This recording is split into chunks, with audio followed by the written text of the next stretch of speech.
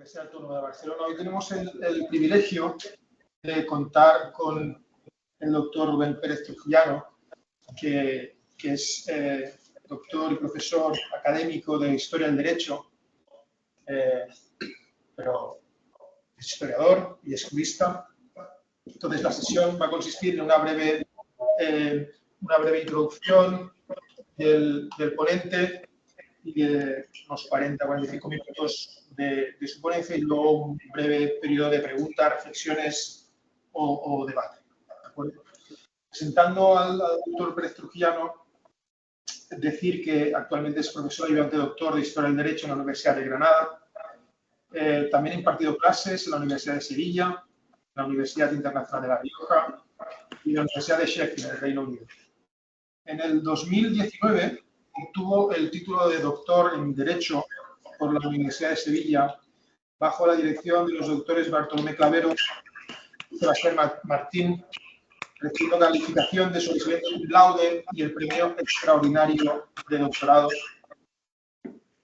con la tesis titulada Dimensión político-social de la justicia penal en la Segunda República Española, 1931-1936. Al respecto, y igual hago un pequeño paréntesis en la presentación, el doctor Pérez Trujillano es para mí el mayor o uno de los mayores exponentes jóvenes de lo que se podría llamar Escuela Sevillana de Historia del Derecho. Historia sevillana, no sé si ampliarlo a Escuela Andaluza de Historia del Derecho, pero para mí sí que es Escuela Sevillana, en el sentido de que el puntal fue el doctor Bartolomé Clavero y el que ahora dirige la escuela, entre comillas, con una dirección muy suya, es Sebastián Martín. Y digo de la escuela sevillana porque los que no están avezados a sus publicaciones, a sus libros, la Escuela Sevillana de Historia del Derecho tiene una forma peculiar de hacer historia del derecho, desde una perspectiva social, desde una perspectiva de las clases subalternas, pero además tiene una forma de escribir muy interesante, una forma de escribir diferente a otras escuelas de historia del derecho. No sé si alguien está...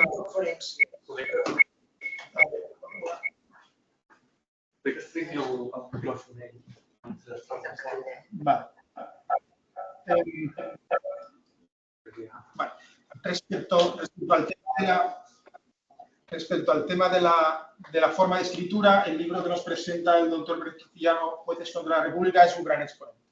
Yo no presentaré el libro, lo presentará el ponente, pero está muy bien escrito, la verdad. Y está muy bien escrito, vale la pena su lectura. No es como otros ejemplos de historia del derecho que son difíciles de digerir. En este caso, y por la escuela sevillana, pues es brillante. También realizó en la Universidad de Sevilla el máster universitario de Derecho Constitucional, después de haberse graduado en Derecho por la Universidad de Granada, y ha recibido el premio Memorial Blas Infante de Investigación en el 2016, que luego mencionaré. Rápidamente ha sido investigador predoctoral en la Pompeu Fabra, investigador postdoctoral en Sheffield y en el Instituto de Historia Contemporánea, adscrito a la Facultad de Ciencias Sociales y Humanas de la Universidad de Nova de Lisboa. Sí que quiero hacer referencia muy brevemente a los libros que de momento ha publicado el doctor Pérez Trujillano. El primero es Ruido de togas, en Tirano Blanc en 2024. Para mí es complementario a que nos explicará ahora. Ruido de togas y Jueces contra la República, yo pienso que combinan bien y se leen de forma muy oportuna los dos. El siguiente libro que quiero mencionar es Creación de Constitución, Destrucción de Estado, la defensa extraordinaria de la Segunda República Española, Dickinson, 2018. En este libro, que también es muy interesante, analiza el doctor Pérez Trujillano los mecanismos jurídicos que la propia República instauró para su propia defensa. Pero también, y si me lo permite el ponente, no quiero dejar de mencionar un libro que se tituló Andalucía y Reforma Constitucional, titulada Almuzara, 2017, que es con el cual el doctor Pérez Trujillano ganó el Memorial Blas Infante del 2016. ¿Por qué lo digo? Porque este libro es un buen exponente del actual andalucismo político. Y yo pienso que nos haríamos un gran favor desde Barcelona, desde Cataluña, tenerlo muy presente este libro. Finalmente, solo mencionar el título, perdón, el libro Soberanía en la Andalucía del siglo XIX, Constitución de Antequera y Andalucismo, del 2014. Y no quiero dejar de comentar la publicación de un poemario, La Tierra, en abril del 2012. Con esto, yo pienso que también se pone sobre la mesa que el doctor Pérez Cifiano no solo es historiador del derecho, sino que también es literato, cosa que se puede comprobar en su forma de escribir. Por todo ello, solo me falta mencionar que estamos, por suerte, en la historia del derecho con una persona que sabe muchísimo, que es más joven que todos los que estamos en la sala, por suerte, y que yo pienso que es no el futuro, es el presente de la historia del derecho en España. Nada más, Rubén, cuando quieras. Bien, pues muchísimas gracias, Dani, profesor Vallés, por la presentación, una presentación tan generosa. Si hay algo que puede gustar a los académicos es que hablen bien de uno, porque somos así de extraños y tu presentación ha sido tan amable que bueno, pues que estoy bastante abrumado, ¿verdad? Pero bueno, quiero ante todo dar las gracias por la invitación al GREPIC y en particular quiero dar las gracias y disculparme a la vez por no estar presente de manera física, de manera real, pero bueno, las circunstancias, he sido padre recientemente, aconsejaban mejor esta manera de participar. A todo lo que ha comentado el profesor Vallés, quizá sería interesante añadir un par de datos, ¿no?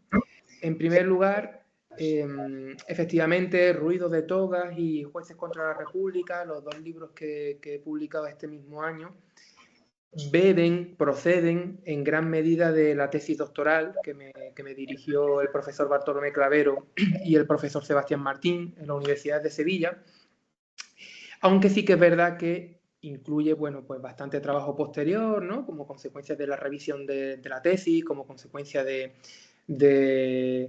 un trabajo de archivo más intenso, ¿no? Entre otras cosas, lo cierto es que la tesis se culminó sin atender a la documentación de archivo que había tenido ocasión de consultar en Barcelona, que no pude añadir porque ya los plazos de depósito se venían encima, pero bueno, esto sería interesante aportarlo.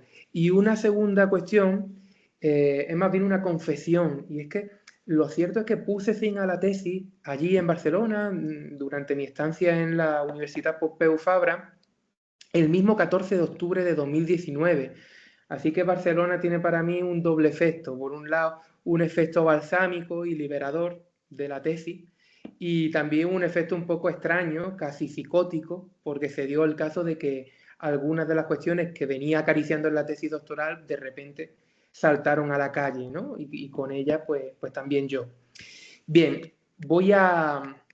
dicho esto, voy a plantear cuál es la hipótesis de estudio, la hipótesis que guía mi trabajo, ya en la tesis doctoral y en los trabajos posteriores y muy en concreto en Jueces contra la República.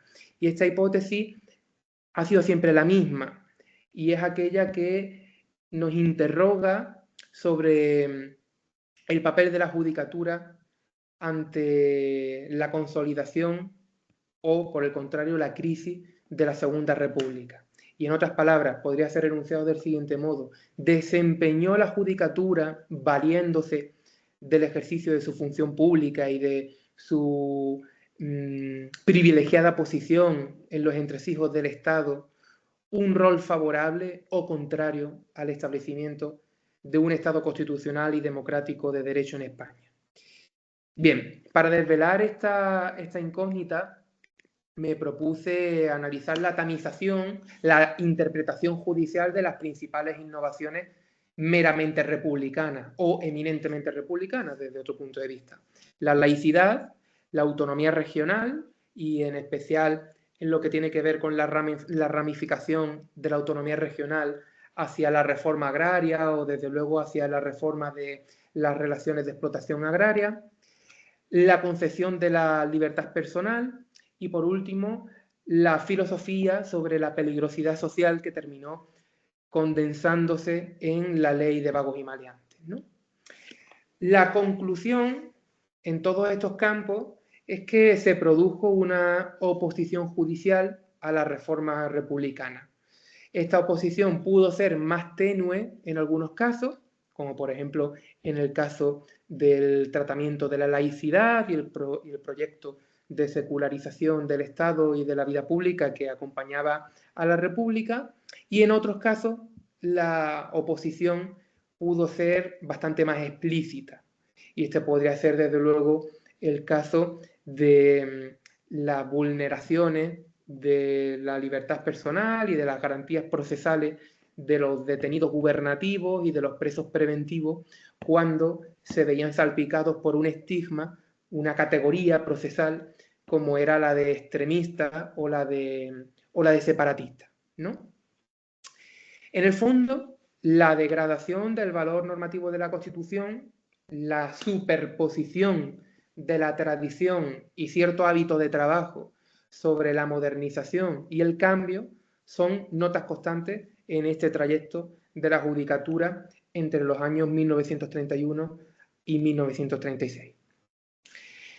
En definitiva, habiendo descendido a las distintas parcelas que acabo de enumerar, creo que queda de relieve de manera meridianamente clara que el judicial no fue un poder pasivo, invadido, invalidado, manipulado, sino más bien un sujeto activo, un poder activo precisamente en el socavamiento del ordenamiento constitucional y democrático de la República. Que esto fuera consciente o no, bajo mi punto de vista, tiene un interés menor. En ocasiones parece evidente que podía haber una actitud política ante ciertas coyunturas, en otras, yo diría que casi siempre, lo que desde luego parece incontestable es la existencia de un problema de aptitud cultural. Sobre este aspecto volveré luego. Podríamos reflexionar bastante sobre, digamos más bien al hilo de la depuración franquista de la judicatura. Es decir, los estudios de Federico Fernández Crehuet, Glicerio Sánchez Recio, etcétera, quizás nos podrían terminar de ayudar a entender la peculiar trayectoria de la judicatura y desde luego de ciertos jueces. Pero me parece que, al menos momentáneamente, esta es una cuestión secundaria. Lo interesante, desde mi perspectiva, es saber, responder a distintas preguntas, ¿no? ¿Cuál fue? ¿Cómo se curtió? ¿Y qué efectos desarrolló la práctica judicial? Intentando desligar, por una parte, lo que sería el discurso judicial en un sentido riguroso y, por otro lado, el discurso que acerca de la actuación judicial podía estarse cultivando en la academia, en los espacios forenses, en parlamento, etc. Ideas como sabotaje, resistencia, incompatibilidad, deslealtad o directamente traición servirían para responder a estas preguntas, ¿no?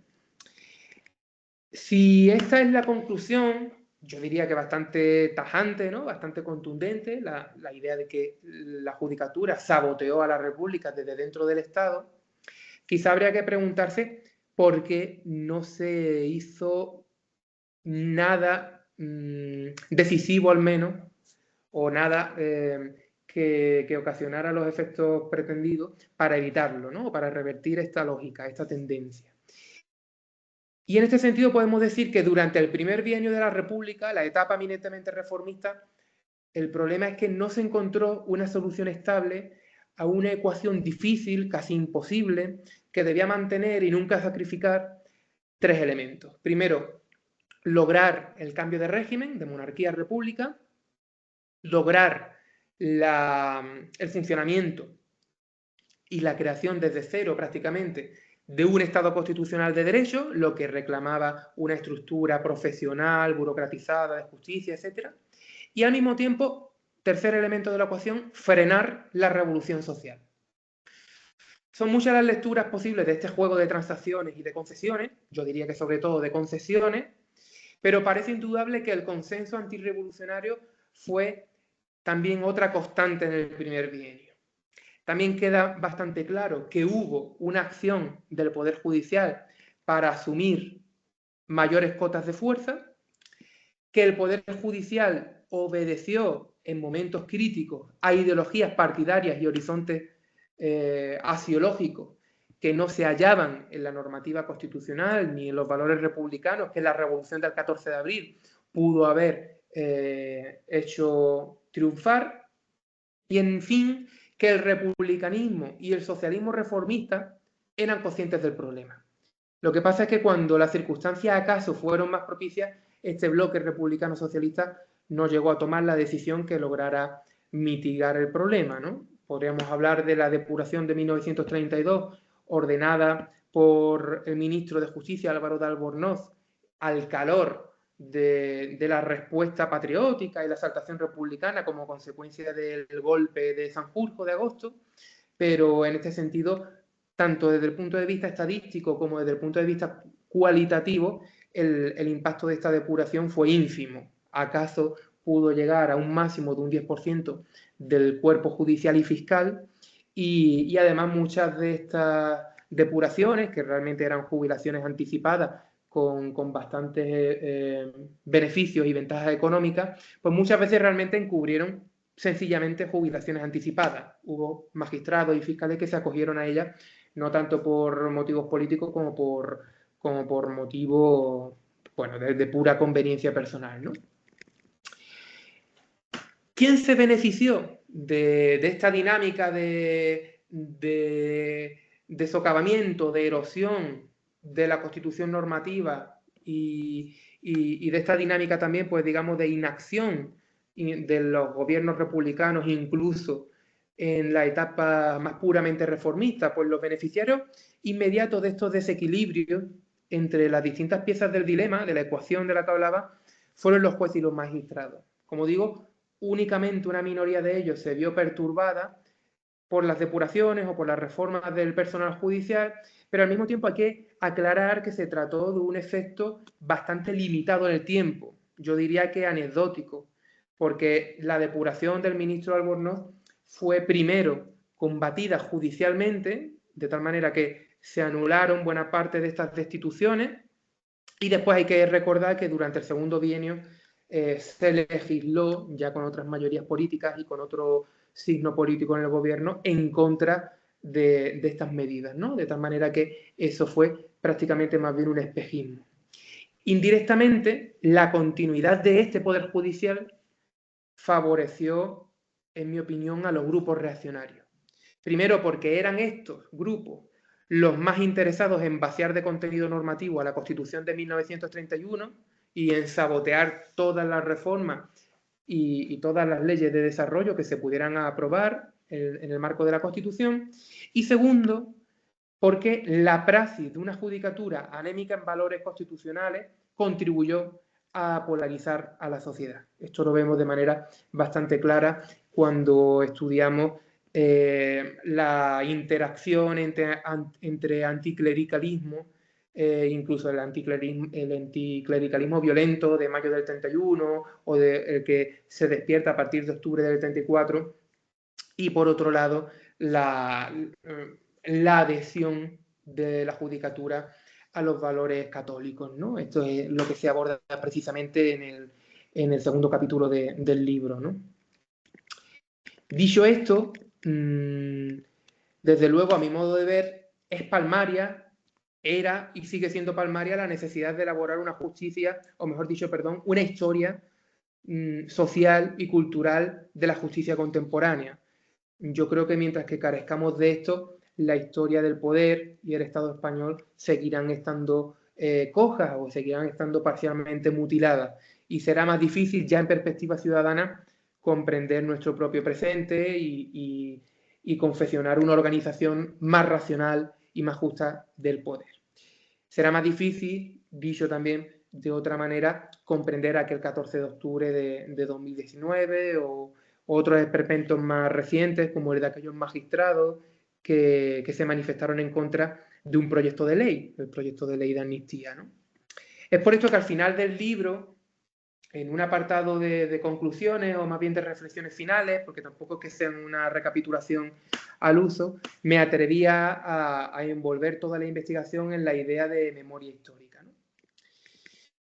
Bien, la elaboración de esta historia de la justicia, de una historia de la justicia en estos términos, presenta, creo, un triple interés. Primero, un interés histórico en general. Segundo, un interés histórico-jurídico en particular. Y después, yendo más al detalle, un interés peculiar en lo que atañe a la experiencia española de los años 30. Paso a desmigar cada uno de estos puntos en un intento ya no solo por justificar el trabajo y por desnudarlo o por deshuesarlo, sino también por brindar algunas claves metodológicas y heurísticas que me gustaría, bueno, pues dentro de lo que cabe, pues poner en discusión y poner sobre la mesa, ¿no? Bien, en cuanto a lo primero, el interés histórico general, creo que es inaplazable la superación de dos grandes falacias historiográficas e ideológicas. Por una parte, la falacia liberal, con arreglo a la cual el Poder Judicial sería una mera caja de resonancia de lo que otros poderes hacen, al estilo un poco caricaturesco de Montesquieu, y la falacia, por otro lado, de inspiración marxista, conforme a la cual, ya lo sabemos, el Poder Judicial sería una superestructura cuya autonomía sería nula o desde luego muy limitada. Al menos en mi caso, las herramientas básicas para superar esta estrechez de mira me las han proporcionado, de una parte, la teoría Foucaultiana del poder y el Estado, que sugiere la idea del Estado como un gestor de los ilegalismos, un gestor inteligente, deliberado, conflictivo de los ilegalismos, aquella idea conforme a la cual el Estado, el poder, no solo reprime, sino que produce subjetividades, lo cual me ha resultado de particular utilidad para analizar la represión del separatista, ¿no? Que después termina deslizándose hacia la represión de esa otra cosa que se dio en llamar el rojo separatista. Y después también la idea de cómo se conforman los discursos, ¿no? Y bueno, aquí pues también podríamos engarzar con las teorías de Bourdieu sobre el hábitus, el campo jurídico, etcétera, ¿no? Esta sería una herramienta y por otra parte me han servido bastante aquellas teorías que remarcan, que ponen el acento en el carácter relacional del Estado y en la autonomía decisiva desde el punto de vista de la acción de que gozan las burocracias, ¿no? Y bueno, aquí hay mucha teoría del Estado, Pulanza, Boyesov, pero desde luego podríamos aprender bastante, como yo lo he hecho, pues de Max Weber, ¿no? Max Weber le dio bastante importancia a la conducta, a la pauta de conducta de la burocracia, ¿no? Después, si hay tiempo, pues comentaré algo más al respecto. La falacia liberal ha tenido, yo diría, pues bastante éxito y me parece que sigue siendo necesario pues desmitificar sus grandes fundamentos, ¿no? En el mejor de los casos ha producido una historia positivista o institucionalista del derecho, en otros muchos casos se ha limitado al simple escolio y glosa de textos jurídicos, ¿no? A mí me parece que la falacia liberal produce, o mejor dicho, está aquejada de una ceguera ante las fuentes judiciales, porque por lo usual las fuentes judiciales son ignoradas desde este punto de vista, ¿no? Se trataría de un enfoque además con un gran interés político, ¿no? Y es por esto que si estudiamos la teoría acerca de la justicia española y la crítica acerca del funcionamiento de la Administración de Justicia española, veremos que con bastante recurrencia se repite este discurso, ¿no? El discurso liberal o ingenuamente liberal, conforme al cual es la política la que corrompe la justicia. La justicia, si funciona mal, si comete errores, si comete abusos, es porque ha sido inundada por la política, ¿no? Y esto lo vemos desde luego en libros muy recientes como Los jueces en la historia de España, publicado en 2024, con prólogo del magistrado Marchena, pero lo vemos también en el libro del conde de Romanone sobre las responsabilidades políticas del antiguo régimen, etcétera, ¿no? Y sobre la falacia marxista, pues aquí ya no hay una ceguera, no se produce una ceguera ante las fuentes judiciales, pero podríamos decir, si se me permite la licencia, que se produce una cierta miopía, ¿no? La documentación judicial es visitada, no es eludida, pero con un interés instrumental, secundario. Se pretende hallar en el escenario judicial información, ecos sobre otros sujetos, los verdaderos sujetos del proceso histórico. El movimiento obrero, los delincuentes, las mujeres, aquellas agencias, aquellas personas que se sentaban en el banquillo de los acusados, ¿no? Y en este sentido, pues hay trabajos clásicos de historia social que se empapan de documentación judicial, a veces no tanto, y dan por supuesto pues que el Poder Judicial es sencillamente una correa de transmisión del sistema de dominación de clase, pero bueno, lo interesante es que este tipo de literatura deja sin tocar precisamente la función de los togados, ¿no? Del funcionariado judicial y fiscal. Por otro lado, el interés general de una historia de la justicia con estos contornos me parece a mí que queda bastante claro a poco que lancemos la mirada hacia otros sistemas y hacia otros procesos históricos. Alemania, desde luego, es el caso paradigmático porque mismamente en los propios momentos de la República de Weimar y del ascenso del nazismo hubo una literatura ingente que denunció cuanto menos el encubrimiento, la complicidad del aparato judicial en el socavamiento de la democracia constitucional, ¿no? y en el impulso de los nazis, ¿no? Sinheimer, Kirchheimer, etcétera, ¿no? Hay literatura mucho más reciente, evidentemente. Italia también sería un gran ejemplo, Francia, pero es que también esta es en definitiva la tendencia que se viene apreciando en muchos países. En los Estados Unidos mexicanos podríamos detectar una bibliografía histórico-jurídica, no solo de historia social, bastante interesada en reflotar esta subjetividad histórica del Poder Judicial. Sin embargo, pues como digo, en España me parece que tenemos este vacío, seguimos teniéndolo desde luego, y es por esto que cuando Pulanzas escribía Fascismo y Dictadura y lanzaba su tesis, ¿no?, sobre el auge del nazismo y del fascismo italiano, podía beber de una vasta tradición historiográfica al respecto. No tenemos en gran medida nada semejante en España, ¿no? Desde luego, desde las arenas de la historia intelectual, autores como uno de mis maestros, Sebastián Martín, han estudiado el trasfondo doctrinal de todas estas experiencias históricas, han señalado lo que él llamaba estratagemas desconstitucionalizadoras, ¿no?, de ataque a la Constitución democrática por parte de la doctrina de la época, ¿no?, Carl Schmitt, Eduardo Llorens, etcétera, pero desde luego es algo que urge analizar desde el punto de vista de la praxis propiamente judicial, ¿no? Y enlazo, por lo tanto, ahora con el interés histórico-jurídico específico de este abordaje, ¿no? Y recuerdo, como punto de partida o como presupuesto, aquello que decía Paolo Grossi en su Mitología jurídica de la modernidad, cuando afirmaba que el derecho es fundamentalmente aplicación, decía literalmente, ¿no? Es fundamentalmente aplicación.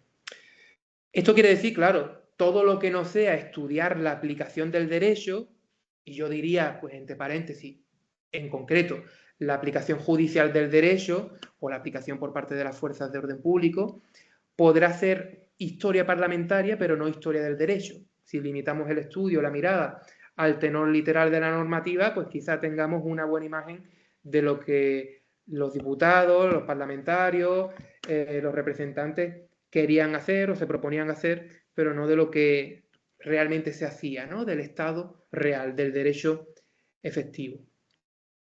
Algo parecido, por cierto, ha sostenido desde el punto de vista de la filosofía del derecho Jacques Derrida, cuando se le preguntó ¿qué es lo más interesante a día de hoy de teoría de los derechos humanos? Y dijo, sencillamente la jurisprudencia, todo lo demás es teoría política en el mejor de los casos. En definitiva, la comprensión del derecho como un fenómeno de cultura, como una práctica social, como un acto de poder, en la línea que han propuesto y estudiado profundamente, pues no solo Bartolomé Clavero, Sebastián Martín, sino también Antonio Manuel España, etcétera, pues me parece que es algo que por suerte pues ya vamos haciendo, ¿no? Pero que quizá, desde luego, en lo que sería la disciplina histórico-jurídica, pues quizá no tanto, ¿no? En ese sentido vamos desde luego con un poco de retraso, diría yo. Más en concreto, hilando un poco más fino en lo relativo al interés peculiar o histórico-jurídico de la historia de la justicia, como propongo, podríamos recordar la obra ilustre de Otto Kirchheimer, Justicia Política, donde hablaba de, bueno, la justicia política. Antes más bien se hablaba de justicia de clase, hoy hablaríamos quizás de lawfare, o mejor dicho, donde Kirchheimer nos hablaba del funcionamiento de la justicia como un mecanismo importante, relevantísimo, para la validación de posiciones, para la validación del prestigio de la autoridad ante la opinión pública, ante la comunidad internacional, como teatralización del conflicto político y social, como incluso técnica de sustitución del mecanismo parlamentario. En fin, aunque la obra de Kirchheimer es posterior a la Segunda Guerra Mundial, me parece que las claves analíticas y metodológicas son más que pertinentes, entre otras cosas, porque en realidad ya fueron pensadas durante el estudio de la experiencia de Weimar y el ascenso del nazismo, ¿no? A la limón de lo anterior,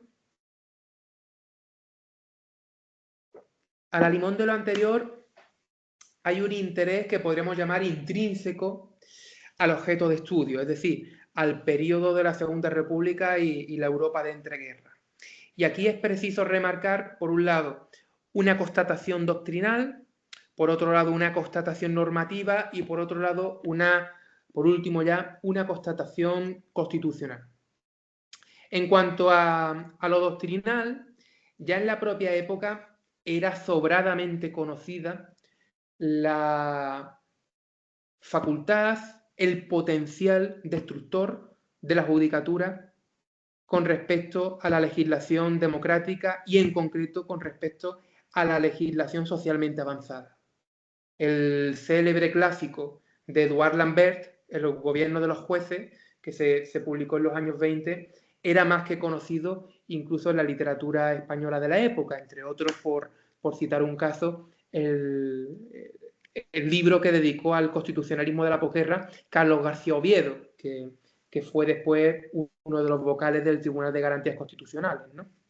Entonces se sabía que la judicatura, en la práctica, dotada de mayor o menor densidad doctrinal, podía poner contra las cuerdas a las legislaturas, ¿no? Después, como ya anuncié antes, Max Weber, en Economía y Sociedad, cuya primera edición es también de los años 20, del 26, creo recordar, o del 24, ya Max Weber analizó cómo la conducta burocrática y en concreto la judicial podía hacer prosperar o fracasar buena parte de las políticas públicas e incluso las decisiones del soberano. Esto me parece bastante importante. Max Weber puso como ejemplo, entre otros, el de Federico el Grande de Prusia, ¿no? Cuando ordenó la supresión de la servidumbre y realmente pues, tuvo que toparse con que mismamente por la inercia de la burocracia, por la inercia del expediente, que como él decía, pues aquello nunca se llegó a materializar, ¿no? Pero además Max Weber analizó muy bien el proceso de las revoluciones bolcheviques de Alemania en el 18 y comprendió cómo la burocracia no solo era necesaria, sino también era un polo de conflicto permanente con la democracia moderna, ¿no? En fin, hay toda una literatura, sobre todo, quiero remarcar que en el primer tercio del siglo XX, hasta la llegada de la Segunda República, hay una gran masa de ensayos, de escritos, de artículos críticos con el funcionamiento de la justicia. Esto quizá lo podríamos ilustrar recordando aquel crimen de Cuenca, ¿no? tan conocido. Pero bueno, la cuestión es que era sobradamente conocido el hecho de que la justicia no solo se doblegaba al poder, siendo el poder en España pues el poder de la monarquía o incluso del dictador, de Primo de Rivera, y además se doblegaba alegremente, sino también que la judicatura española sufría un gran atraso cultural. No estaba al día de las tendencias jurídicas y políticas de entreguerras, no estaba al día ni siquiera de la doctrina democrática según la tradición española, salvo algunas excepciones que habían podido beber más o menos de la institución libre de enseñanza. Entonces esta era una cuestión pues bastante conocida, ¿no? De hecho aquí hay una anécdota bastante curiosa, y es que Luis Jiménez de Azúa, que fue uno de los grandes baluartes del Partido Socialista en la época, y bueno, un insigne penalista, fue además quien presentó el proyecto de Constitución en el Congreso de los Diputados en el año 31, escribió en su Manual de Derecho Penal, que conoció distintas ediciones, pero bueno, en una de las últimas, ya en el 34, escribió sobre la importancia del juez, incluso del juez penal, que tiene prohibida la analogía, etcétera, para la consolidación del fascismo.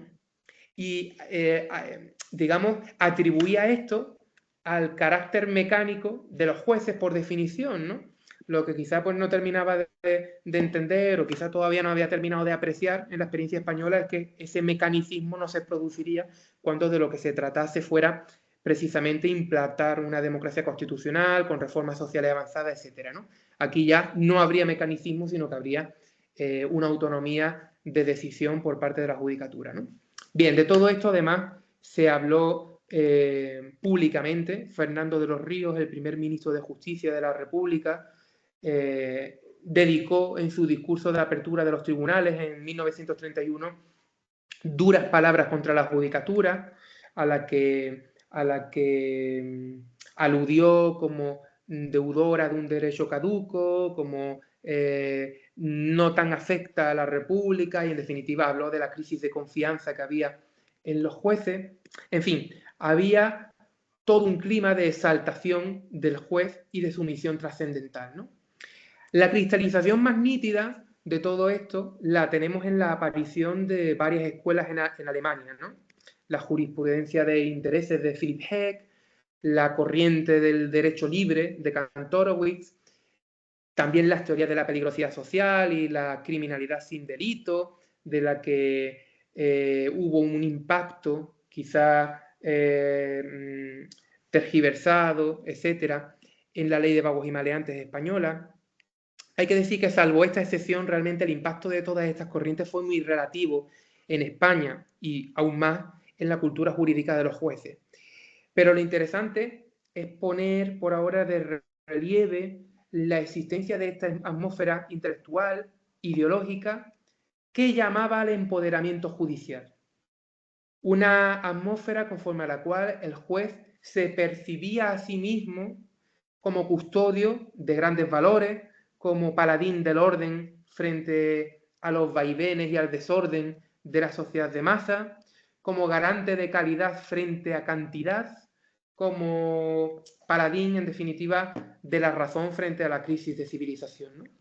Esa imagen, esa autocomprensión de la función judicial era además bastante transversal. Esto es interesante para analizar la práctica judicial.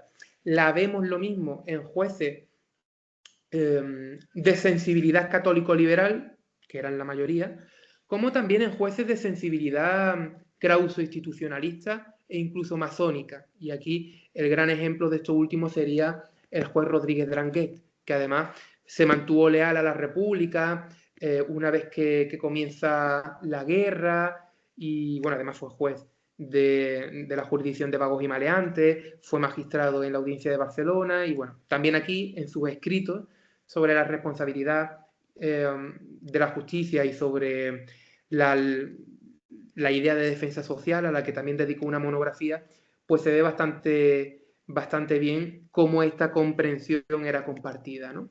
Tanto, digamos, por derecha e izquierda.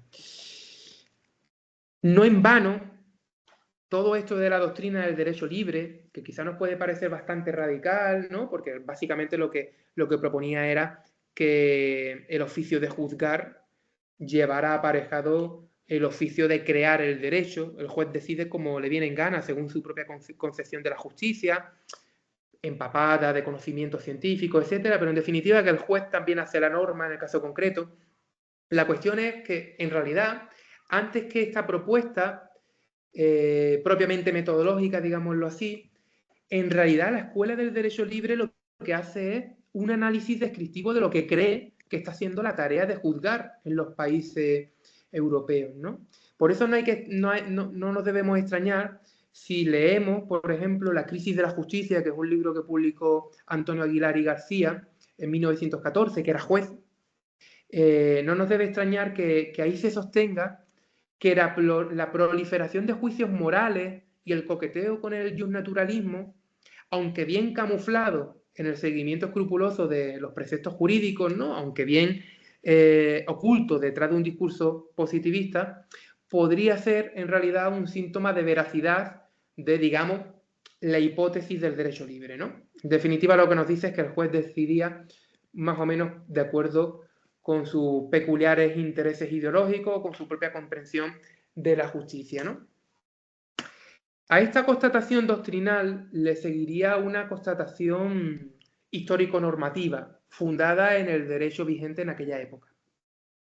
Me refiero en concreto a la afirmación de la Constitución normativa después de la Primera Guerra Mundial, es decir, la implantación de un tipo de Estado sometido jurídicamente a una Constitución elaborada conforme al principio de legitimidad democrática y que resulte igualmente vinculante tanto para los poderes públicos como para los individuos, y también, esto es un aspecto novedoso, para cualquier otra fuerza latente en la sociedad, como la Iglesia. De aquí vienen los conflictos entre la Iglesia y la República, que son conflictos que sostengo en el libro, se deben entender no tanto como conflictos entre anticlericalismo o laicismo beligerante y clericalismo o hierocracia, sino conflictos en realidad entre constitucionalismo y anticonstitucionalismo, ¿no? Porque realmente al final de lo que estábamos hablando sería más bien de un conflicto entre cuál de las normas está en la cúspide del sistema de fuentes del derecho. ¿Está la Constitución o por encima está el concordato que ya precondiciona los contenidos de la Constitución, ¿no? Bueno, en paralelo, esta idea, bueno, este nuevo modelo constitucional llevaba aparejada una revalorización, así como una problematización de la figura del juez, ¿no? Y en este sentido hay que resaltar otra idea, que es la aparición de un nuevo modo de concepción de la división de funciones, conforme a la cual un solo poder, el popular, estaría dividido por criterios funcionales y territoriales, pero no habría una división tripartita de poderes en igualdad de condiciones ni en nada que se le asemejara, ¿no? Creo que este es precisamente uno de los puntos peor comprendidos por parte de la historiografía contemporánea, que está bastante acostumbrada a ver invasiones de la justicia en cualquier conato de reforma republicana de la justicia o que niega la menor autonomía al funcionamiento judicial, ¿no? Me parece que esto es un error porque realmente el Estado constitucional de derecho se forja entonces y precisamente como le da un estatuto privilegiado a los derechos constitucionales, también le confería una posición importantísima a los jueces, ¿no? Como garantes de la concreción de las libertades, ¿no? Y bueno, pues aquí se podrían citar muchísimos trabajos, ¿no? Pero bueno, recientemente Manuel Álvarez Tardío y Fernando del Rey pues han escrito al respecto y me parece a mí que arrastran este problema, ¿no? Y habría una tercera constatación constitucional, pero constitucional ya en el sentido más material de la expresión, o en el sentido más profundo de la palabra. Y es que hay que tener en cuenta, no hay que perder nunca de vista, que la República advino por medio de un proceso revolucionario. Y simultáneamente tenemos que tener en cuenta que revolución y constitucionalización del Estado coexisten en el tiempo. Esto es especialmente visible en el primer bienio y en la etapa de acción legislativa del Gobierno Provisional de la República, pero también esto es clamoroso el propio 14 de abril del 31, cuando se afirman dos soberanías, la catalana y la española, y además la catalana antes que la española. Esto tiene un impacto, a mí me parece que neurálgico, sobre la vertebración territorial de la Constitución, y por lo tanto, si no tenemos en cuenta esto, no podemos entender la evolución de la Generalitat, ni los sucesos de octubre del 34, y ni por lo tanto tampoco podremos calibrar el impacto de la represión posterior, ¿no? Esto también es obviamente importante para entender la reforma judicial republicana, ¿no? Sobre esto he sacado hace poco un artículo en Historia Constitucional que quizás pues, me puedo ahorrar algunas palabras para seguir avanzando. A la luz de todo esto, la disyuntiva entre aplicación del derecho y creación del derecho, en definitiva, en todo este contexto, cobra una magnitud de primer orden. Y bueno, esto explica el hecho de que en la propia época se reflotaran conceptos decimonónicos, pero además que cobraran un gran vigor, ¿no? Y esta es precisamente la idea, o mejor dicho, es lo que ocurre con la idea de mutación constitucional, que arranca del siglo XIX, de Lavant, de Herbert, etcétera, pero que es rescatada en los años de entreguerra, y además a mí me parece que sigue siendo un concepto útil, interesante y necesario para explicar estas transformaciones. Y después también la dicotomía conceptual entre una constitución material y otra formal, ¿no? Que también me parece que es de gran validez para analizar este contexto, ¿no? Y que además fue utilizada en la época. La cuestión se puede ejemplificar recordando que en junio del 31, en pleno proceso constituyente, Wenceslao Rosas tradujo al castellano por primera vez el libro de Ferdinand Lasalle sobre qué es una constitución, ¿no? Donde hablaba de la constitución como mera hoja de papel o como la resultante de el conjunto de la legislación y de la correlación de fuerzas, ¿no? La cuestión es que todo esto nos ayuda a entender la judicialización del conflicto, incluso en el interior del propio Estado, ¿no? Me parece que precisamente este conflicto se manifiesta con tanta virulencia y con unos efectos tan devastadores, tan importantes, que el estudio histórico pues debe caminar hacia el análisis de la justicia en estos términos. Llegado aquí, quizás lo procedente sería contar cómo he delimitado la materia de estudio y cómo propongo, en realidad, que la delimitemos, ¿no? En futuros trabajos, y así por lo menos como yo vengo trabajando.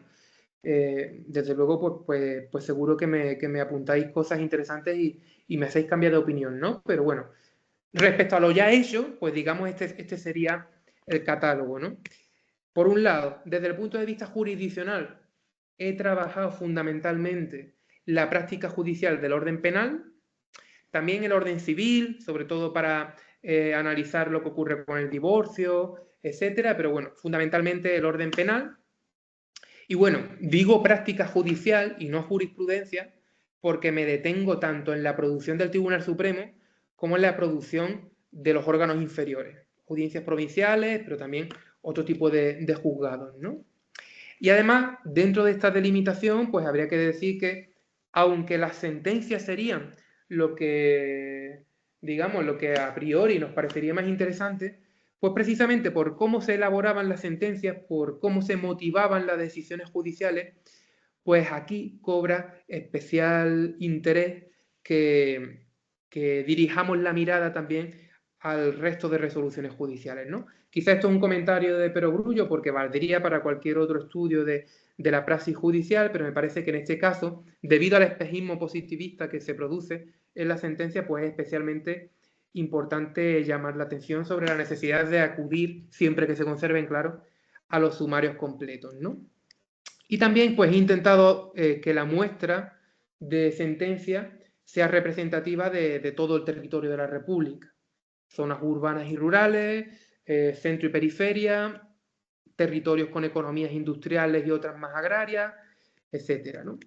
Desde el punto de vista cronológico, una cosa clara, desde luego, es acotar el estudio a los años 1931 a 1936.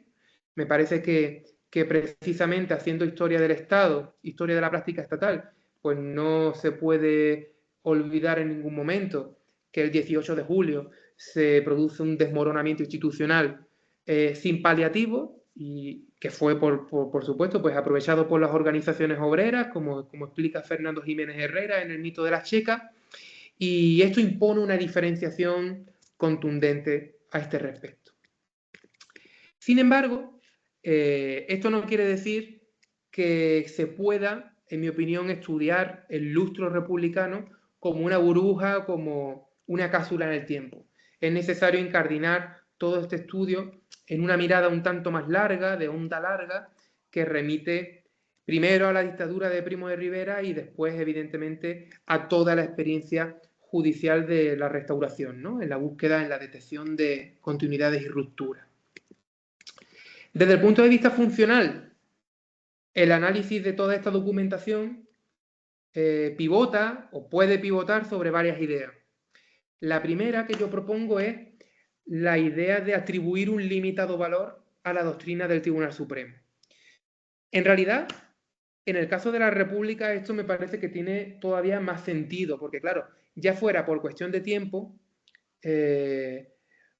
claro, no todas las sentencias son recurridas y además su resolución puede tardar varios años.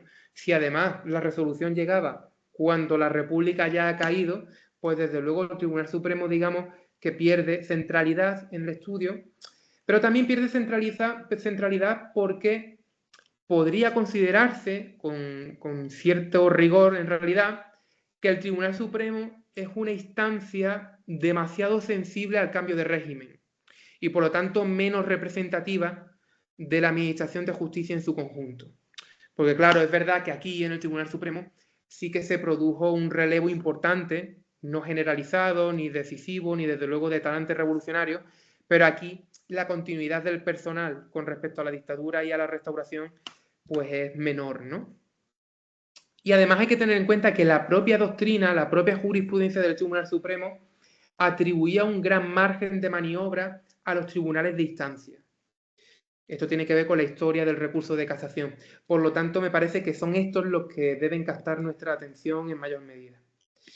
Una segunda idea es la de atribuir un valor limitado a la jurisprudencia del Tribunal de Garantías Constitucionales en sí. Esto se debe a que no estaba integrado por magistrados de carrera, precisamente por la desconfianza que había ante la judicatura por parte del legislador republicano. Así que su acción nos dice poco o poquísimo acerca del Poder Judicial, que es, insisto, lo que al menos yo tengo en el punto de mira, ¿no? En el foco de atención. Interesa la doctrina del Tribunal de Garantías Constitucionales, pero interesa por su relación con el Poder Judicial, por la interacción, por la influencia mutua. Y esto, claro, es algo bastante claro precisamente cuando analizamos, como en el libro hago, el conflicto territorial, ¿no? La redefinición del Estado integral por parte del Tribunal de Garantías Constitucionales que, según una genealogía que establezco, pues realmente, aunque decide el Tribunal de Garantías, realmente ya los grandes pasos los había dado definiendo la jurisdicción ordinaria, ¿no? La justicia de carrera. Otra tercera idea interesante, evidente quizá, es la inexistencia de medios corporativos de expresión. No había en esta etapa asociaciones judiciales, no había congresos o encuentros del gremio, por lo tanto, había algunos, pero muy escasos. Por lo tanto, me parece que esto es importante tenerlo en cuenta. Si queremos, además, en realidad, pues analizar la práctica judicial, pues realmente hay que reconocer que esto tampoco nos iba a decir gran cosa, ¿no?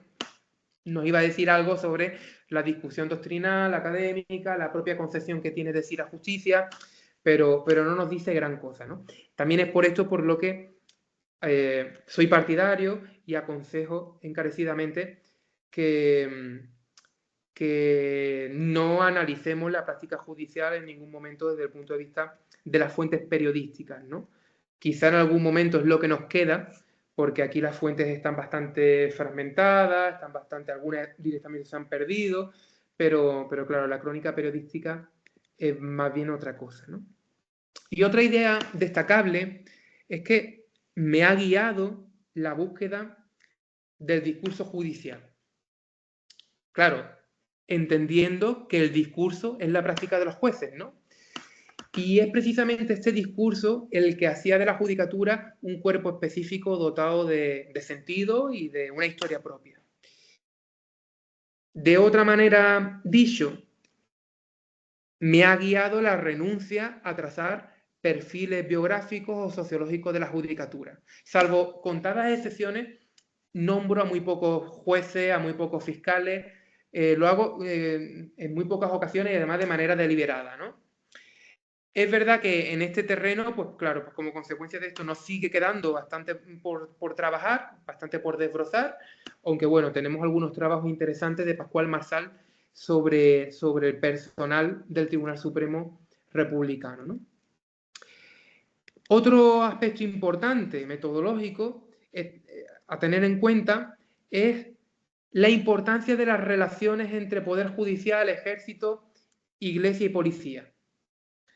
La incrustación de la judicatura en el seno del bloque de poder tradicional y en el seno, o mejor dicho, en la estela de una inercia operativa oligárquica que además se había definido durante la Restauración, deben ser puntos de partida para comprender la praxis judicial, ¿no? Claro, esto tiene dos consecuencias. Por una parte, se infiere de aquí que para despejar algunos ángulos muertos es indispensable complementar la documentación judicial con atestados policiales, comunicaciones eclesiásticas, resoluciones castrenses, etc. Muchas veces cuando veamos ciertos conceptos muy vagos, pues realmente, aunque los jueces los estamparan así, pues quizá los vemos más descritos de manera muy descarnada a veces de ello en estos otros foros, en estos otros espacios. Y segundo, esto quiere decir también que el horizonte de sentido de los conceptos generales y abstractos, de los que la materia jurídica pues suministra un buen puñado, es eminentemente burgués y además un horizonte de sentido refractario al cambio de paradigma que se estaba produciendo en entreguerras, ¿no? Esto es lo que Juan Carlos Rodríguez llamaba en el estudio de la literatura matriz ideológica burguesa, ¿no? Además, es importante comprender algunos rasgos del modo de razonamiento judicial en la España con que se encontró la República. Por una parte, podríamos hablar de algunos rasgos en lo personal. Y en este sentido, lo más llamativo es, desde luego, la pesada herencia de la dictadura de Primo y la Restauración. El sistema de oposiciones a judicatura y a fiscalía se estableció en 1870 y en otras disposiciones de desarrollo de la Restauración se establecieron unos patrones de obediencia e identificación con la monarquía. Durante la dictadura de Primo de Rivera se realizaron depuraciones del personal judicial y fiscal que le terminaron de dar una complexión más ultra. Hay un chauvinismo intelectual entre los jueces españoles que rechazan con bastante frecuencia todo lo que venga del extranjero, se entiende que es exótico.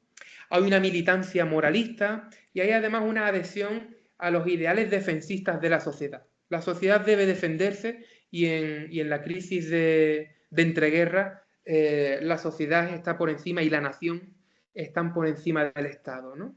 Y de las modulaciones democráticas, demagógicas que se puedan dar de la legislación, ¿no? Esto se ve muy claro en la represión del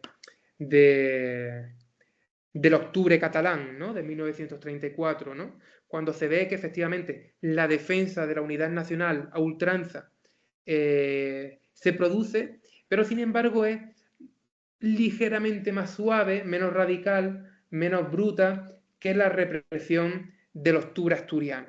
Porque claro, por encima quizás de la unidad nacional estaba la estructura de clases, ¿no? Claro, la continuidad de todo este personal implicaba una continuidad cultural. La persistencia en el ser implicaba una continuidad, al menos en cierto modo, de hacer las cosas, ¿no?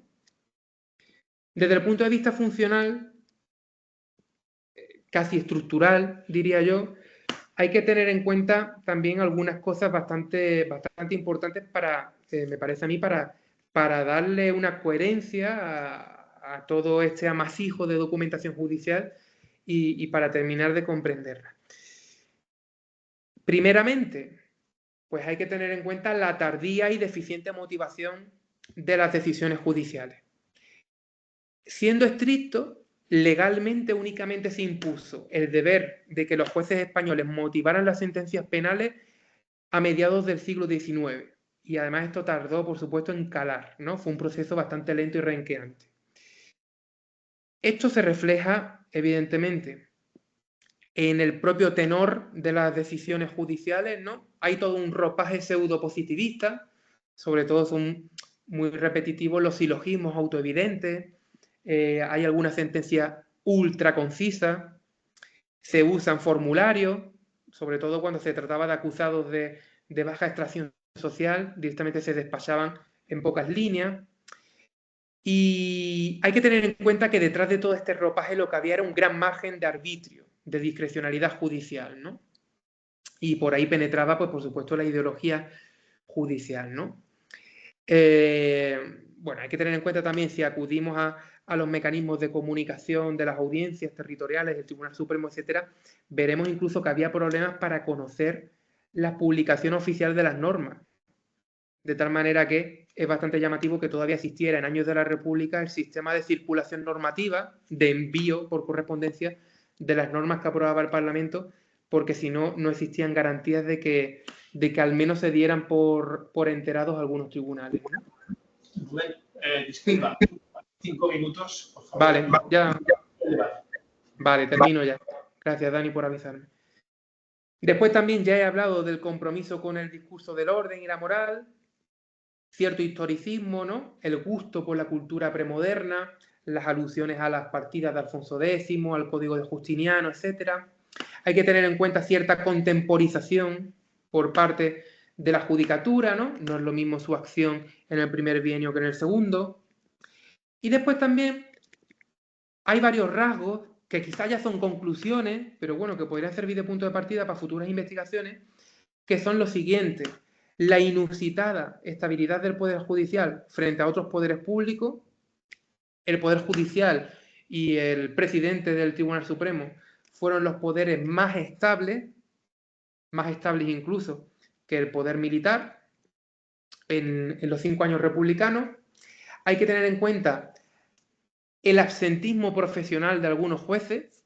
Son numerosos los testimonios y a veces se puede intuir razonablemente, según los cuales muchas diligencias judiciales eran practicadas directamente por la policía, por la Guardia Civil, por escribanos, por otros oficiales secundarios de los tribunales.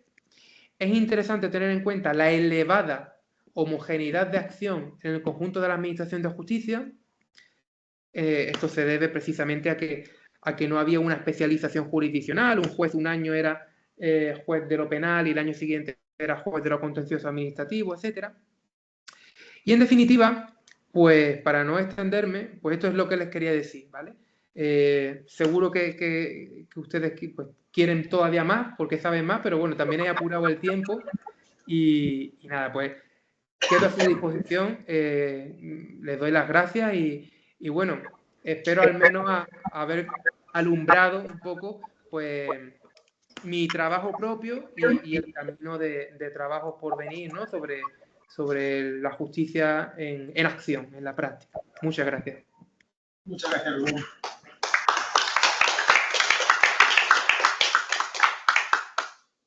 Ahora, rápido, si alguno de los asistentes tiene alguna reflexión, alguna pregunta. Si no, yo sí que tengo. A mí el libro, ya te lo he dicho, me ha gustado mucho y lo que dices es cierto, que lo apuntas más adelante del libro, que vienes a colmar o a suplir una laguna, ¿no? Que estaba relacionada sobre todo con la la mayoría de historiografía jurídica que hablaba de la judicatura de la Segunda República en términos de depuración, ¿no? Entonces, con tu trabajo has dicho, bueno, es que esta depuración tenía un sentido, tenía un porqué. Faltaba tus 2 obras, creo yo, para entender el porqué de esa depuración, ¿no? Y pasar de esa historiografía sencillota, ¿no? que describe la judicatura de la Segunda República como objeto, simplemente como objeto de depuración. A mí lo que sí que me ha llamado la atención, y te lo pregunto un poco a bocajarro, y discúlpame, es que todo tu libro en los 4 puntos que tocas, ¿no? El tema de la laicidad, la peligrosidad social, el tema catalán, etcétera. Yo me gustaría que si pudieras reflexionar sobre si la conducta esta transversal de la judicatura española durante la Segunda República que impide la consecución del constitucionalismo español podría ser un supuesto como de gran corrupción, no sé si política, pero gran corrupción en el sentido de que se desarrolla la judicatura incluso contra el eje, es decir, contra los principios constitucionales, como por ejemplo el principio territorial. Cuando tú hablas de que la judicatura nunca es neutral, sino que tiene un programa político detrás, ¿no? Si este bombardeo del constitucionalismo español, de la Constitución, del republicanismo, no podría ser entendido como también un supuesto masivo de corrupción.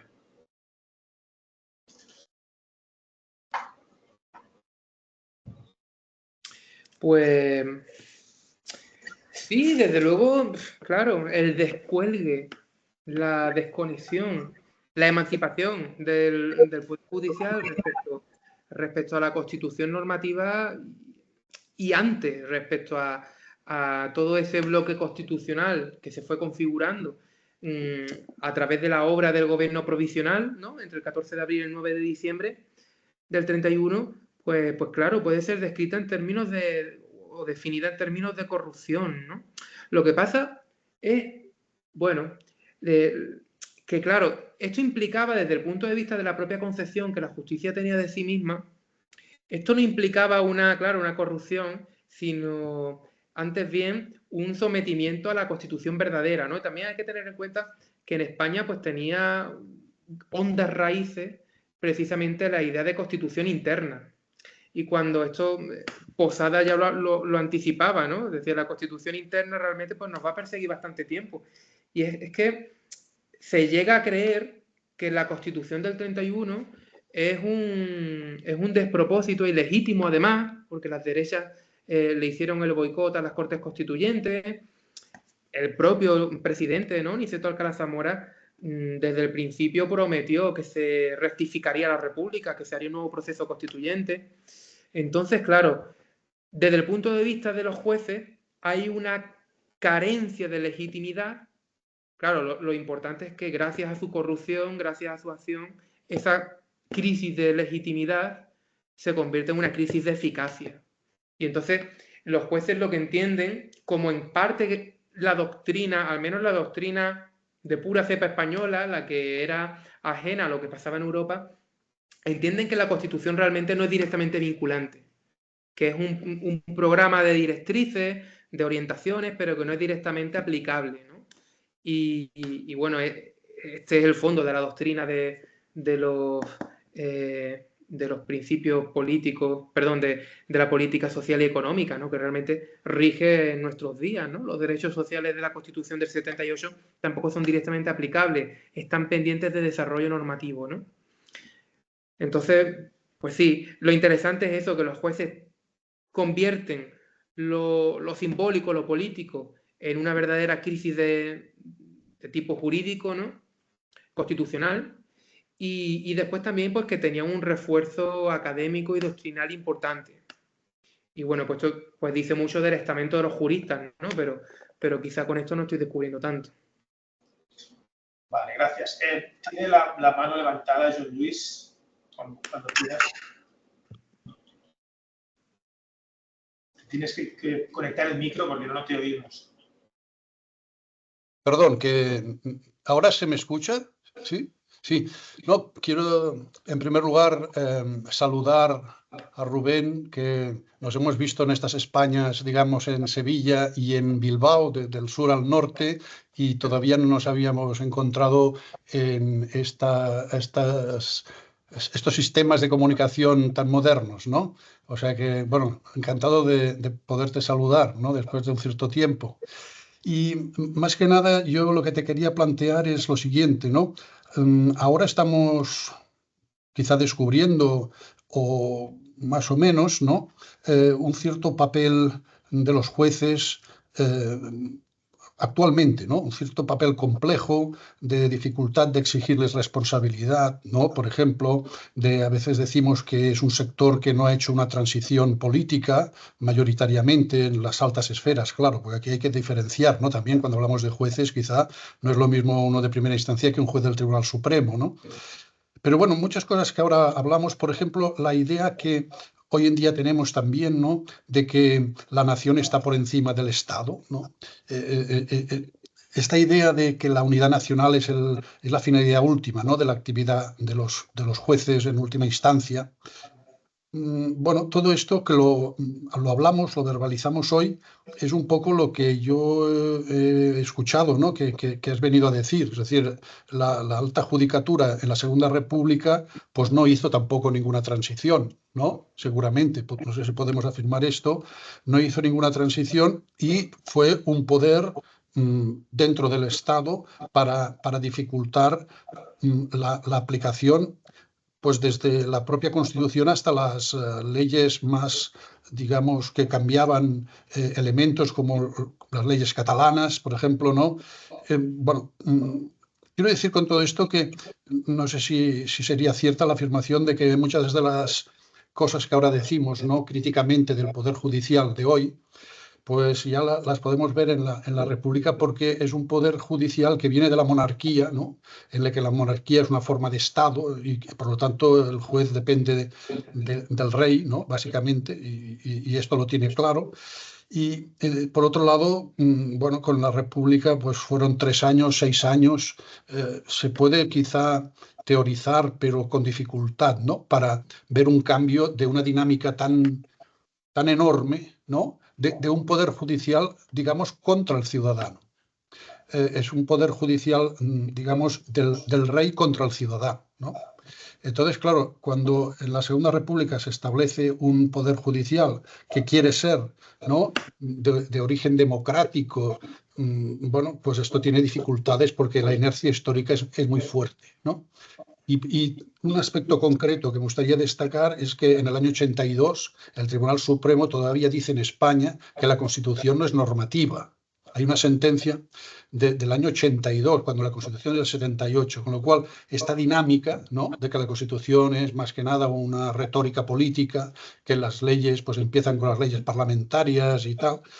Y toda esta interpretación creo que viene de antiguo, ¿no? Viene de antiguo y por lo tanto viene, sobre todo, se construye, supongo, en la Restauración, ¿no? Con mucha más tranquilidad, etcétera, ¿no? Y tengo la impresión, y acabo, que bueno, en la Segunda República pues muy poco se pudo hacer para cambiar esta dinámica, porque fue un tiempo muy escaso, ¿no? Muy escaso. Entonces, bueno, no sé si esto que estoy diciendo tendría un poco de sentido, es decir, que no hubo tampoco en su momento una transición, ¿no? Y yo lo que pienso es que si en 40 años tampoco hemos conseguido una transición profunda del Poder Judicial en España, ¿no? Pues claro, en 6 años no creo que pudiesen hacer, pobre gente, muchas cosas en la época de la Segunda República, ¿no? Bueno, es un poco esta reflexión, a ver si te parece que esto puede ser razonable, ¿no? Sí. Pues muchas gracias, Joan Lluís, y encantado de volver a verte. Justo ahora se acogerá la imagen, pero me alegro muchísimo de verte, porque igualmente, es verdad, ¿no? yo me acordaba del encuentro en Sevilla y había perdido de la memoria que es verdad que también nos vimos en Bilbao. Sí, sí, efectivamente. Sí. Sí, que Lloviendo siempre. es verdad. Y bueno, pero lo que me comenta, pues bueno, en tus preguntas, pues yo creo que se encierran las respuestas y las comparto, ¿no? Por aportar algo. Hay que tener en cuenta que el Poder Judicial, esta idea la he transmitido con relación a la Segunda República, pero ahora lo traemos hacia acá, si queremos. El Poder Judicial es realmente el poder que ha dado mayor continuidad a esa unidad jurídica que llamamos Estado. El Poder Judicial se diseña en la Ley Orgánica del Poder Judicial de 1870 y esta ley sobrevive a todos los regímenes políticos posibles, constitucionales y no constitucionales, democráticos y dictatoriales. Y está vigente hasta precisamente 1985, cuando es sustituida por una nueva ley orgánica, ¿no?, del Poder Judicial. Entonces, esto es importante tenerlo en cuenta, ¿no?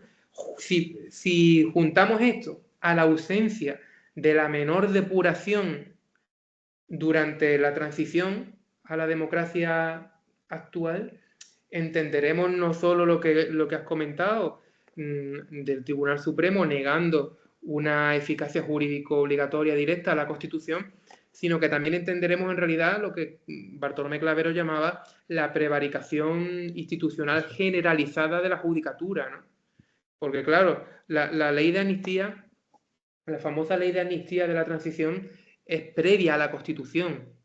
Si después llega a la Constitución, desde luego debería haber sido cuando menos interpretada al calor de la Constitución, a la luz de la Constitución, si no derogada, ¿no? ¿Quién sabe?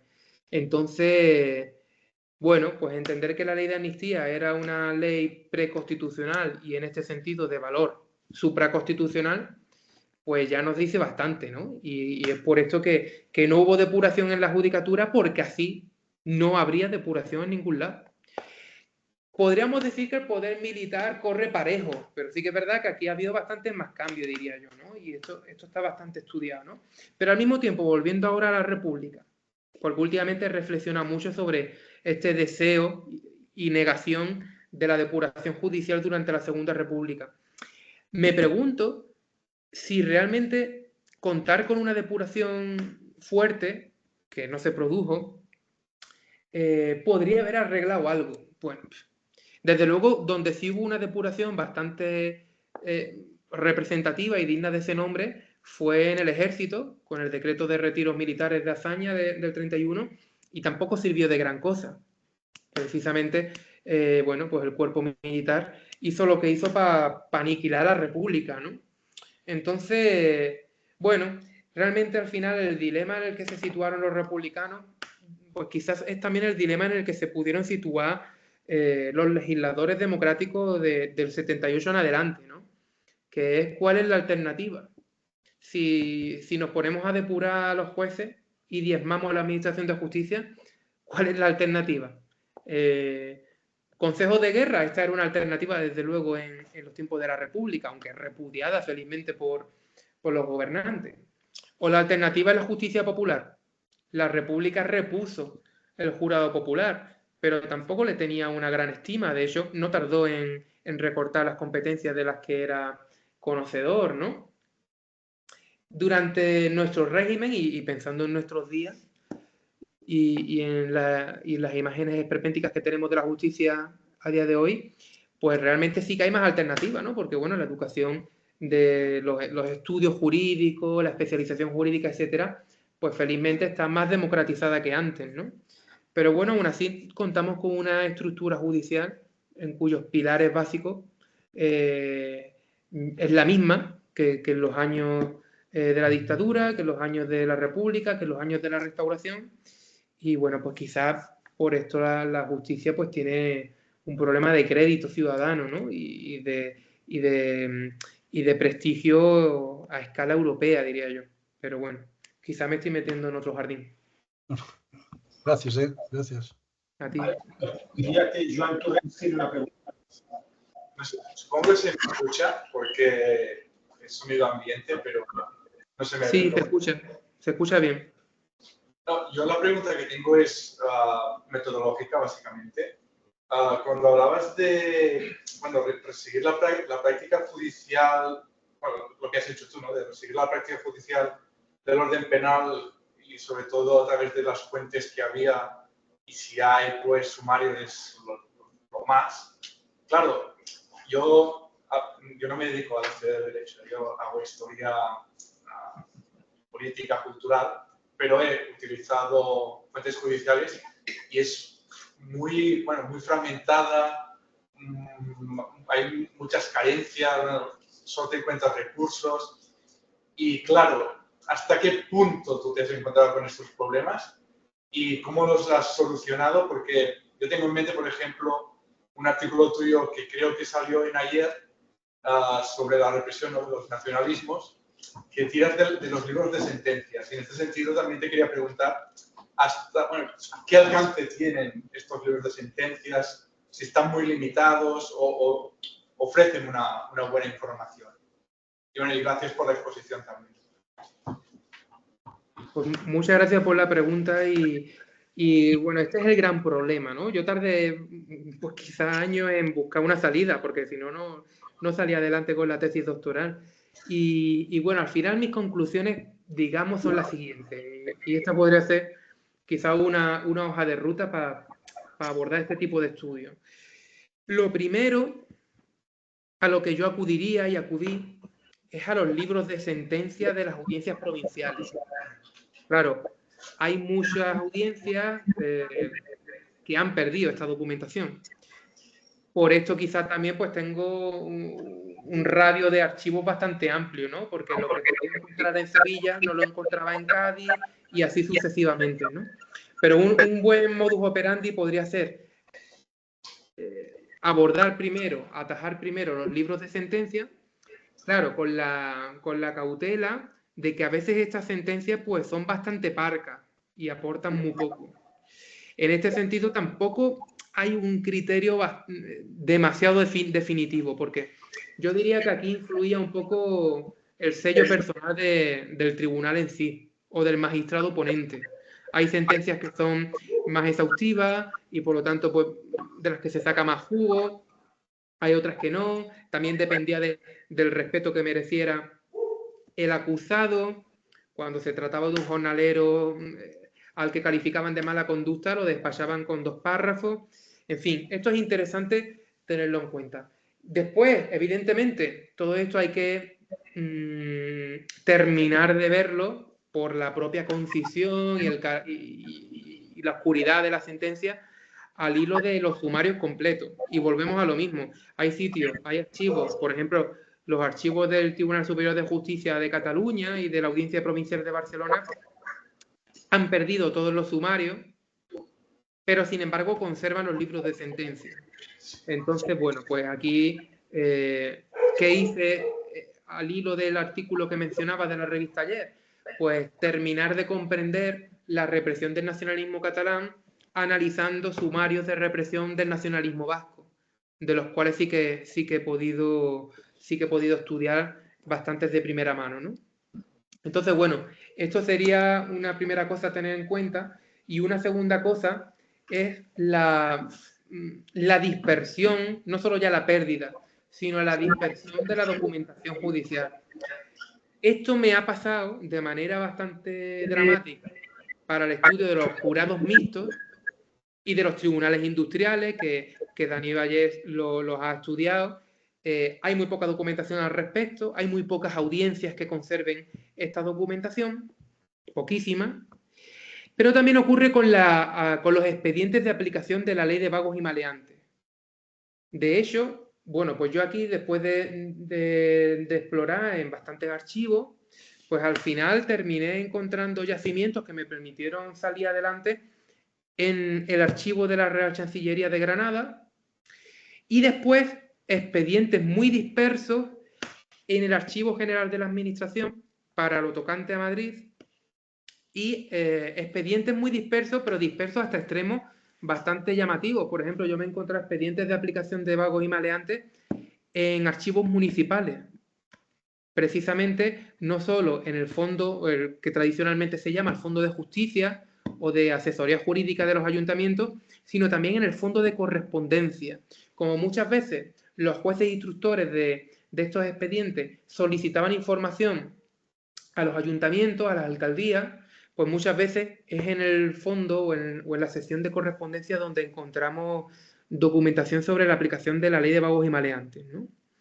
Y bueno, estas vendrían a ser al menos dos pistas para orientarse en el camino. No sé si me dejo alguna otra en el tintero, pero muchas gracias por la pregunta porque es algo clave y cuanto antes pongamos en común pues, los avances, pues mejor podremos trabajar, ¿no? Bueno, soy Gemma Rubí. Sí. Muchas felicidades dobles, por un lado por tu paternidad y felicidades por tu exposición, evidentemente. Mira, yo tenía dos preguntas para plantearte. Una enlaza con digamos, la reflexión que ha realizado Daniel Pérez Francés, que tiene que ver con la relación que se estableció entre el poder, digamos, ejecutivo y el poder judicial. Has hablado constantemente del empoderamiento de los jueces, de su autonomía, de sus valores, su formación, de una continuidad, digamos, en relación con la restauración o el ejercicio de la justicia durante la restauración y luego durante la dictadura de Primo de Rivera. Y yo quisiera preguntarte en concreto, mientras durante todo el siglo XIX se produjo, digamos, una instrumentalización política del poder judicial por parte de los ejecutivos o los gabinetes, claro, ahora, de golpe y porrazo, a pesar de no, digamos, incorporar este nuevo concepto de constitución normativa, el poder judicial funciona de una manera bastante autónoma. Sí que es verdad que las estructuras caciquiles durante la Segunda República se quedaron bastante erosionadas y desmoronadas, según también está en función un poco de las zonas rurales o las zonas más, digamos, con hábitat, unos hábitats más dispersos, pero sí que es verdad que en su conjunto estas estructuras caciquiles pues sí que quedaron bastante, digamos, tocadas, ¿no? Entonces, mientras el cacique, durante la restauración, era quien ponía y destituía los jueces de primera institución e instancia, ¿qué pasó durante la Segunda República? Es decir, sí que es verdad que se hicieron mayores. El Poder Judicial adquirió esta autonomía, funciona respecto al poder ejecutivo, y esto seguramente, bueno, esto yo entiendo, yo no he leído tu libro y tampoco no tengo mucho conocimiento, ¿no?, sobre estos temas, pero yo me pregunto, ¿esto fue de la misma manera, funcionó de la misma manera durante el bienio reformista en relación con el bienio conservador? Y luego, sí, durante el bienio reformista la actitud fue digamos, de oponerse a todo tipo de reforma, sobre todo en el campo de la legislación social. Luego, durante el bienio conservador, cuando esto se revirtió, imagino que ellos pues, se pusieron, digamos, a favor, ¿no?, de esta reconducción, ¿no? Bueno, en definitiva sería esto, ¿no? Es decir, ¿cómo analizas o cómo ves, cómo percibes esta autonomía funcional respecto al poder ejecutivo y en relación con el funcionamiento anterior durante la restauración? Por otro lado, es una pregunta que tiene que ver con el Tribunal de Garantías Constitucionales, que es la primera vez que un organismo funciona en la historia de España.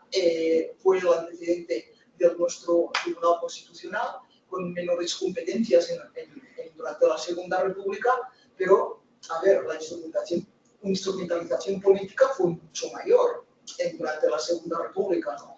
Y nada, decías que te interesaba sobre todo en su relación con el Poder Judicial, pero a mí me interesa en su relación con el Poder Ejecutivo. Si pudieras apuntar un poco más. Bien, muchas gracias por las preguntas. Bueno, aquí hay varias cuestiones, ¿no? He tomado varias notas, espero haberlo hecho de manera medianamente ordenada. Primero, es verdad que existía esa tradición de sumisión judicial al Poder Ejecutivo, ¿no?, de la que a veces se lamentaban los propios jueces, al menos los más críticos, que participaron de esa literatura de los primeros 20, 30 años del siglo XX. Pero claro, lo interesante o lo novedoso es que precisamente esta pauta de sumisión se rompe cuando el Poder Ejecutivo se democratiza. Y al mismo tiempo también me parece importante tener claro que es cierto que los ejecutivos republicanos, en especial los del primer bienio, son bastante decorosos con el principio de independencia judicial. A pesar de que termina aprobándose una medida de jubilación forzosa, ¿no? Esta depuración de Álvaro de Albornoz, a pesar de los discursos tan duros a veces de Fernando de los Ríos, realmente se hace entre poco y nada. Y se le tiene bastante respeto al estamento judicial. Me parece a mí que esto también hay que tenerlo en cuenta, ¿no? Que al mismo tiempo que la judicatura, pues quizá ya no tenía tantas ganas de obedecer ciegamente al Ejecutivo, porque ya no es el Ejecutivo de Su Majestad, también al mismo tiempo el Ejecutivo se está empezando a abstener de algunas prácticas, ¿no? Y bueno, pues hay que tener en cuenta que Álvaro de Albornoz, que hizo aquella depuración tan tímida, el conato, un ensayo de depuración, aún así esto le costó una gran campaña de desprestigio, yo diría que únicamente comparable a la que sufrió Azaña, ¿no? Al que se le pusieron todos los epítetos más terribles que pudiéramos imaginar, pero también a Álvaro de Albornoz, la gente del entorno del derecho y de la judicatura, del foro, llegó a escribir que Álvaro de Albornoz, con esa depuración, se había acabado su propia tumba, en fin. La tensión entre legislador, gobierno y poder judicial fue bastante clara, ¿no?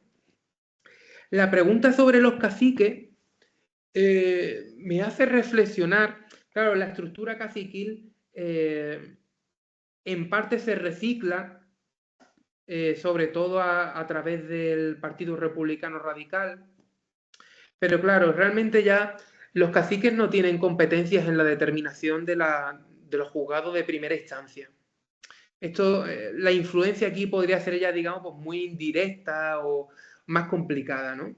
Porque lo que hizo la República fue darle más poder a las salas de gobierno de las audiencias territoriales y provinciales, de tal manera que era la magistratura jerárquicamente superior la que nombraba a determinados jueces, ¿no?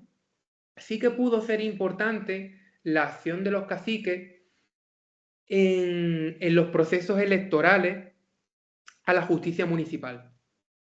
Esta es otra gran reforma de la República que consistió en democratizar al menos parte de los juzgados municipales. Hasta los municipios que tuvieran un máximo de 12.000 habitantes y que además no fueran cabeza de partido judicial, podrían elegir en elecciones libres y democráticas por voto directo a los jueces municipales. De tal manera que aquí se abrió, pues, bueno, un nuevo campo de participación democrática donde, aunque esto está por estudiar, yo diría que muy probablemente las redes caciquiles pudieron reciclarse con más facilidad.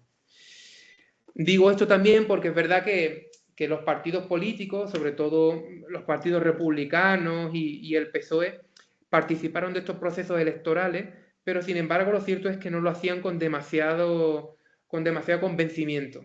Quizá porque eran puestos muy poco remunerados, etcétera, y después también porque tenían mecanismos de control disciplinario que ejercía la jurisdicción ordinaria, la magistratura, y por lo tanto, pues allí donde había jornaleros ocupando el puesto de juzgado municipal, de juez municipal, cuando quizá ese jornalero era incluso analfabeto, pues generaba después unos problemas de distinto tipo, ¿no? Y claro, aquí la diferencia para la justicia municipal y para la justicia ordinaria, la municipal directamente se desdemocratizó, se volvió al sistema anterior de la restauración, pero aquí la diferencia es bastante clara entre el primer bienio y el segundo, ¿no? En el segundo bienio se produce primero se legisla a favor, bueno, se revierten, se anulan las depuraciones, las destituciones que ya se hubieran realizado en el cuerpo judicial y fiscal. Hay que decir que en parte, aunque de manera individualizada, ya el Tribunal Supremo había estado echándolas hacia atrás, pero también además se amnistía a todos los delitos políticos y demás que pudiera haber pendientes de la época monárquica. Es decir, se clausura todo ese gran proceso de exigencia de responsabilidades que había hecho cabalgar en realidad la transición a la República, ¿no? Entonces aquí se produce, digamos, un giro de tuerca, se vuelven a apretar las tuercas del sistema judicial en la línea o en el sentido tradicional, y además en lo que tiene que ver con el nombramiento específico de jueces especiales para instruir ciertos procesos, etcétera, se produce un giro conservador. Esto lo vemos sobre todo en el caso de la represión de la rebelión, de la Revolución de Asturias y León en el 34. Aquí vemos que se nombra juez especial, por ejemplo. Este es uno de los pocos casos a los que le sigo la pista en su itinerario peculiar.